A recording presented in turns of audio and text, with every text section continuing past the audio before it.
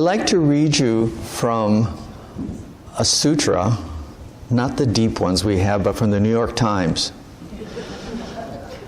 And this author named Sam Anderson wrote in the New York Times, "One of the odd luxuries of being alive is this feeling of currency, that each one of us, however humble, represents breaking news 13 billion years in the making. The whole huge bounty of the past, even every dinosaur fight, asteroid blast, flood, war, ice age, invention, and mistake has led to this particular second. To me sitting here at my desk eating a peanut butter chocolate protein bar, worrying if my pants are too tight, writing these words about the nature of existence. No bush has ever rustled precisely the way the bush is rustling outside my window right now. No one has ever inhaled exactly the same bouquet of fresh molecules that you just inhaled this very moment in your unique wet lungs." Good morning. What time is it? We look at our watches, or that clock is off, but we look at our watches or our phones, or like Mark is doing, or something like that. And it is 10:31. Well, here in Portland it's 10:31, but in New York City it's 1:31. And in Tokyo, Japan, it is Monday already, and it's about 3:31 in the morning, and everybody's still probably asleep. So you can see, when we say the word now, oops, it says mon. We say the word now, and I'm going to put this here. When we say the word now, the world, because the world is round and it is turning around the sun, now is a different symbol in all different places of the world. It has a different label. One author once said, "There is no substitute for the now-ness of now." Now, that sounds very Buddhist or mindfulness or a t-shirt, one of those things. Therefore, we must appreciate the urgency, the uncertainty, and the hustling of now. What happens now is a result of many causes and conditions for each one of us that resulted in this now at 10:31. This unique moment for every one of you here is 10:31 on March the 3rd, 2019. For me, this moment is the result of many generations of relatives who made the next generation of relatives, who finally created the generation that was my parents, who created me. And I was born in Minneapolis, Minnesota, 74 years ago on March the 2nd, 1945 at 6:42 a.m. That resulted in me now living in Portland, Oregon, where I decided to be here at this moment at 10:31 in this building that was built about 50 years ago, that was located on 34th just off of Powell Avenue. We call ourselves the Oregon Buddhist Temple, and we are led by Reverend Yuki Sugahara, who decided to stop being a rock and roll musician and went on to become a Jodo Shinshu minister, which brought him here to the United States, which brought him here to the Oregon Buddhist Temple. It is presently about 8:31 in Wailuku, Maui in Hawaii, and Reverend Yuki is there in Wailuku at the Buddhist temple there giving a seminar or Dharma talk at this time. Their service starts at 8 o'clock in the morning, so they are in their service also at this point. And therefore, because he is there, I'm here talking to you. And these are some of the causes and conditions that have created this now in this Hondo for me. Also during this now, my heart has pumped about 6 quarts of blood in this last minute, and I have breathed about 15 breaths.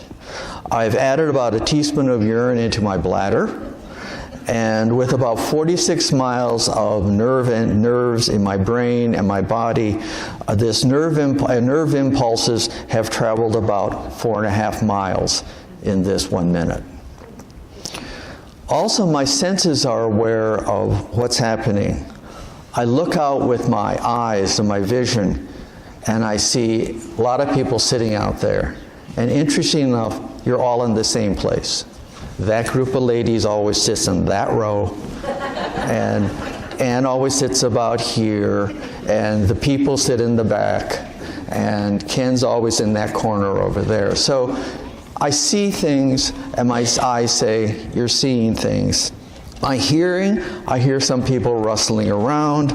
I see some people kind of sitting around. It's pretty quiet, and fortunately there are no cell phones ringing. My taste, I can kind of taste toothpaste from this morning, and maybe some of you can still taste your breakfast. Wood or touch, I can feel this podium and this wood. I can feel my sore feet down here. I feel the weight of my clothing. Smell, I definitely can smell the incense, kind of smell some food from downstairs, smell some body odors, some perfumes and some other things. And these sensory organs never stop. They never need to be recharged, and they are continually showing me what's happening now. So you can see now is not a passive event, but is a result of many causes and conditions that result in many events that occur now. And your senses are giving you input about this moment and what's happening. Again, this moment is unique for each one of us, unique at this minute on March the 3rd, 2019 at 10:32 or 10:35. And this now will never happen again. As you appreciate each now and not just by stressing about the past or worrying about the future, Reverend Kubose said, and he's from the Chicago temple, it's the attachments to past words, deeds, or thoughts that hinders what you do in the present. If the causes and conditions of many lifetimes were different for you, what would you be doing now? Or where would you be? Or who would you be? This is what we call being human. Do you really appreciate the importance of this moment or now, or even this present minute? And even more so, do you appreciate being a human? We just read the Threefold Refuge, and in the Threefold Refuge, the first line says, difficult is to be born in human life. How difficult is it to become a human? We're pretty unique, and you think of all the other species of insects and elephants and microbiological stuff. Reverend Taitetsu Uno, who is also a very well-known Buddhist scholar and teacher and has written some pretty amazing books, has said he has heard a scientist discussing the infinitesimal chance of being born into a human life. The science calculated that the odds of being born as a human being were equivalent to rolling 6 on a pair of dice 15 million times in a row. So we're pretty unique. A Buddhist story about being a human life is out in the ocean there's a ring that's floating around in the ocean and is being tossed by the waves and the currents and that stuff. Also somewhere in the ocean there's a blind turtle who's swimming around, and once every year the turtle comes to the surface and sticks his head out of the water. The chances of becoming a human being is the same as the chance of that turtle sticking his head through that ring. So you have to appreciate we are pretty unique, and so let's do it right. Are we caught up instead, rather than appreciating the now, are we caught about or worried about concerns of what we did, or how can we redo the past? Or do we kick ourselves because we did or did not do something? On the other hand, we worry about the future. What's to come? What's going to happen? Am I going to get sick? Am I going to get old? Probably. Or what happens when I die? That's why some people look for religion.